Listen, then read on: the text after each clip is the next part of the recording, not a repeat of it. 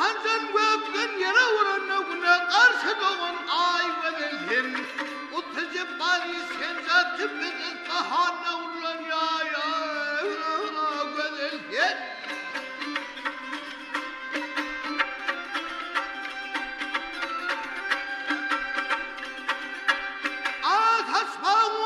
Kimdir ismedi, üstünden yol düştü, kıyının aşmadı.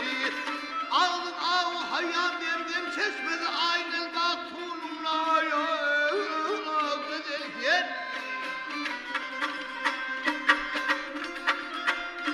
aha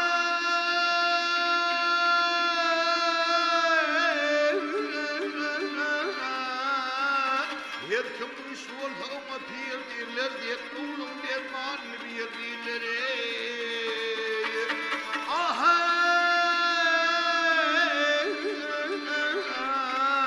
bağım olsun sağır dilleri.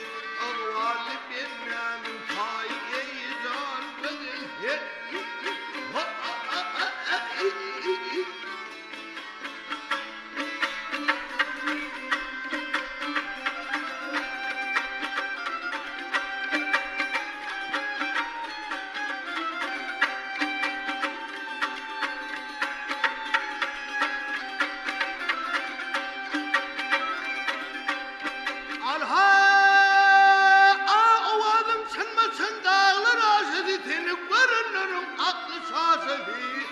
Hindistan'ın kızının etli şişe turay çilimnin raya güzel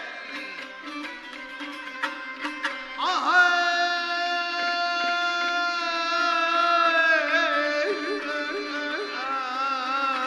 mahtumul haktan her millete dişler sorun yalan hediye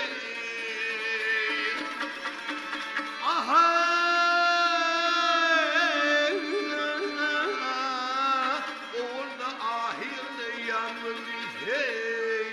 garip içeren tayyizan güzel